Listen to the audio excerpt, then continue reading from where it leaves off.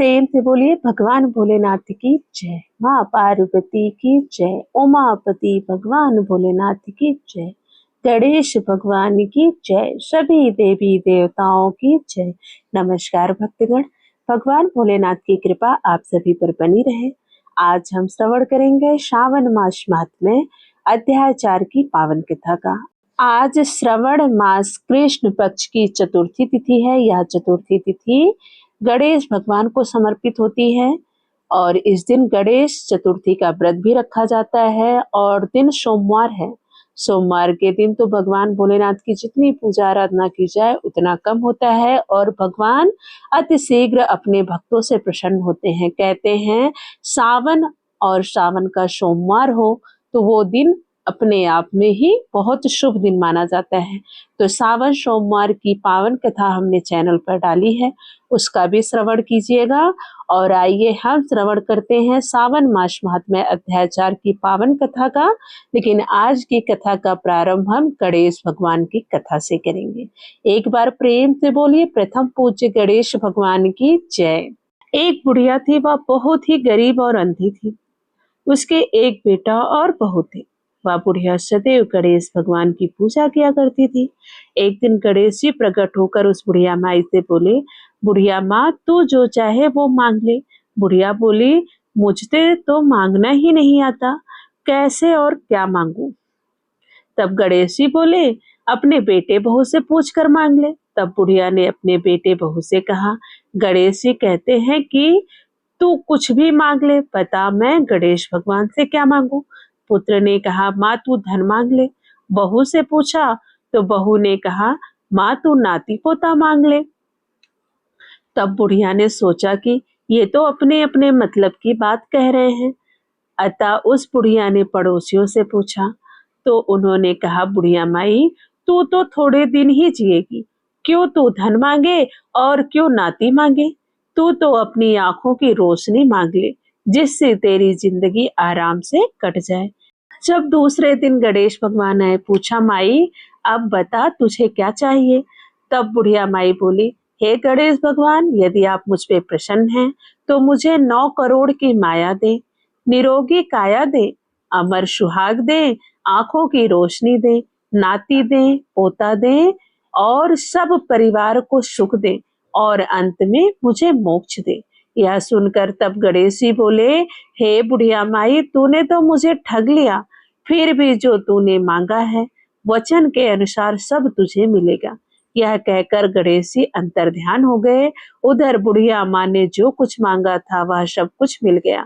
हे गणेश जी महाराज, जैसे आपने उस बुढ़िया माँ को सब कुछ दिया वैसे ही हम सबको देना। कथा कहने वाले, सुनने वाले, हुंकारा भरने वाले सबके मनोरथ को पूर्ण करना। प्रेम से बोलिए गणेश भगवान की जय। आइए अब सावन मास महात्म्य की आगे की कथा का श्रवण करते हैं। एक बार प्रेम से बोलिए भगवान भोलेनाथ की जय। ईश्वर बोले, हे सनत कुमार, अब मैं धारण पारण व्रत का वर्णन करूंगा। प्रतिपदा के दिन से आरंभ करके सर्वप्रथम पुण्याहवाचन कराना चाहिए। इसके बाद मेरी प्रसन्नता के लिए धारण पारण व्रत का संकल्प करना चाहिए। एक दिन धारण व्रत करें और दूसरे दिन पारण व्रत करें।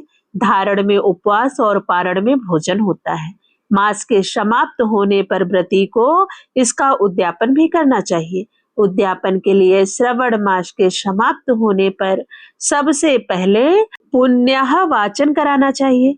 इसके बाद हे मानद आचार्य तथा अन्य ब्राह्मणों का वर्ण करना चाहिए। तत्पश्चात पार्वती तथा शिव जी की स्वर्ण निर्मित प्रतिमा को जल से भरे हुए कुंभ पर स्थापित कर रात में भक्ति पूर्वक पूजन करना चाहिए और पुराण श्रवण आदि के साथ रात भर जागरण करना चाहिए। प्रातः काल अग्नि स्थापना करके विधि पूर्वक होम करना चाहिए। त्रयंबक इस मंत्र से तिल मिश्रित भात की आहुति डालनी चाहिए। उसी प्रकार शिव गायत्री मंत्र से घृत मिश्रित भात की आहुति डालें और पुनः खडच्छर मंत्र से खीर की आहुति प्रदान करें।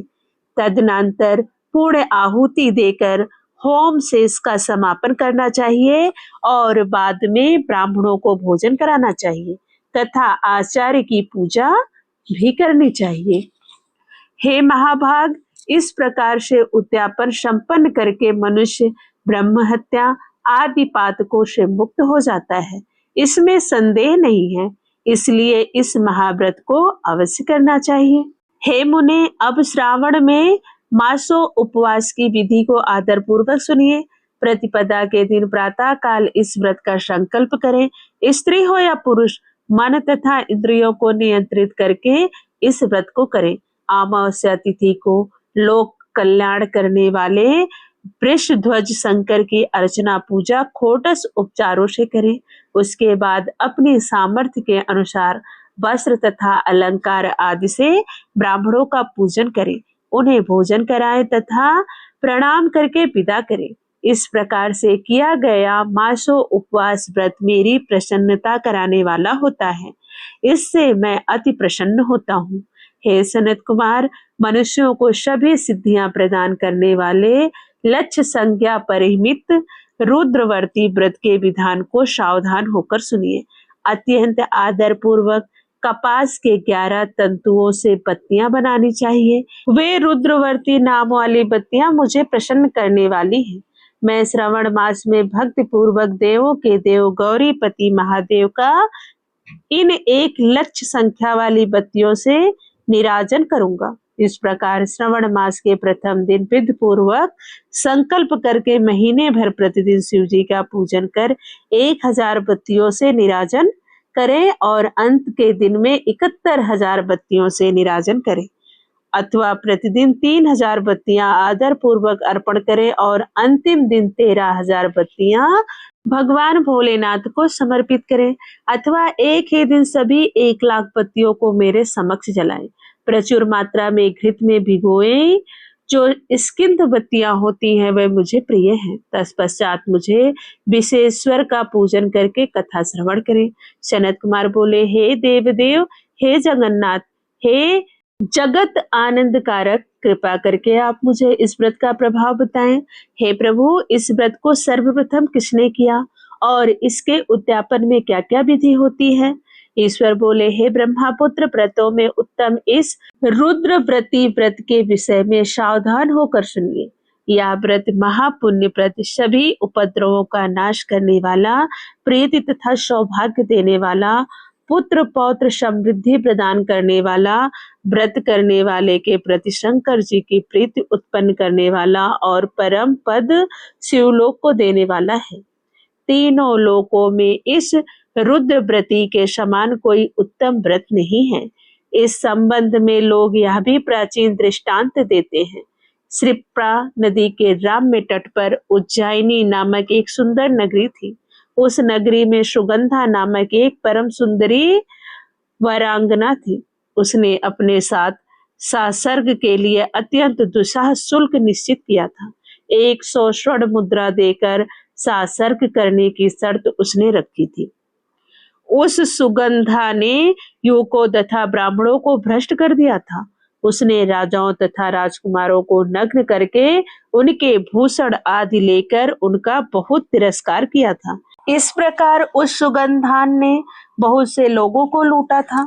उसके शरीर की सुगंध से कोस भर का स्थान सुगंधित होता था। वह पृथ्वी तल पर रूप, लावण्य और कांति की मानव निवास स्थली थी।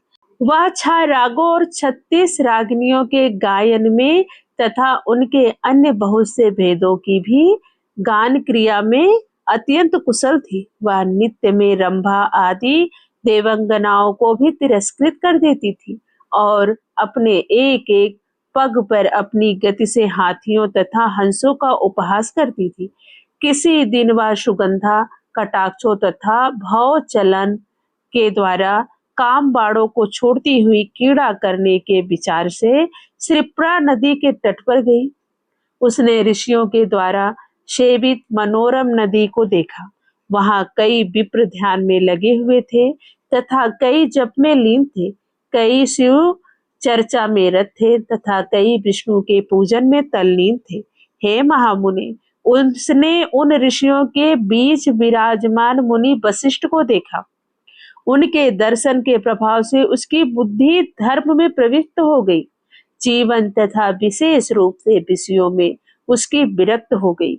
वह अपना सिर झुकाकर बार बार मुनि को प्रणाम करके अपने पापों की निवृत्ति के लिए मुनि श्रेष्ठ अर्थात वशिष्ठ जी से कहने लगी। सुगंधा बोली, हे अनाथ नाथ, हे पीपेंद्र, हे सर्व विद्या विशारद, हे योगीश, मैंने बहुत से पाप किए हैं, अतः हे प्रभु उन समस्त पापों के नाश के लिए मुझे उपाय बताइए।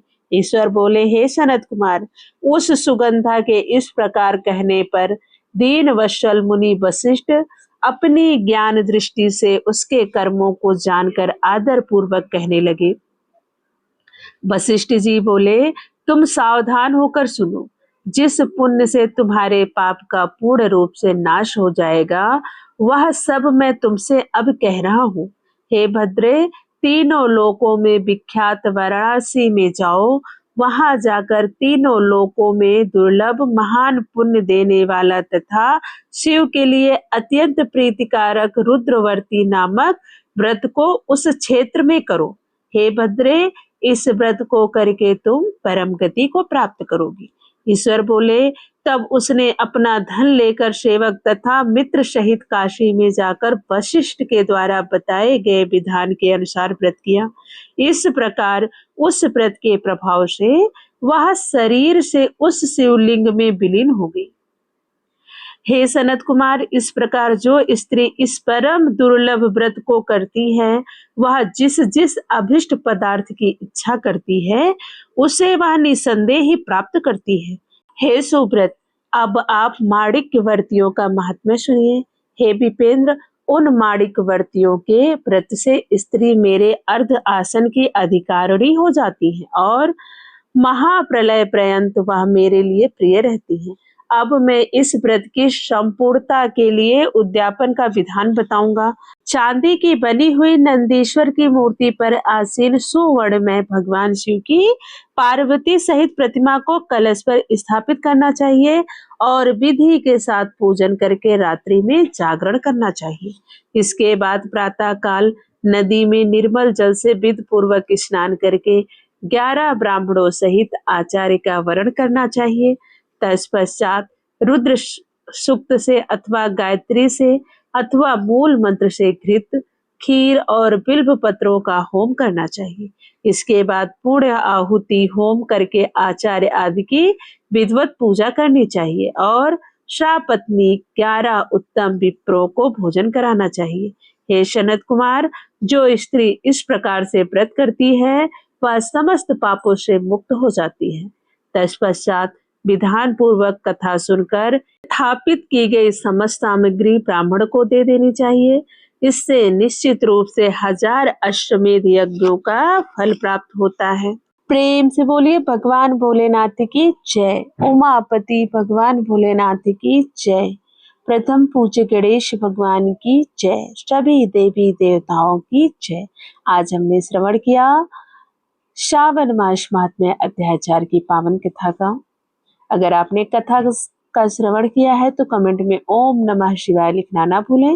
वीडियो को लाइक करें, शेयर करें और चैनल को जरूर सब्सक्राइब कर लें ताकि सभी व्रत त्योहारों की कथा आपको आसानी से मिल सके। वीडियो के अंत तक बने रहने के लिए धन्यवाद। राधे राधे। जय माता दी।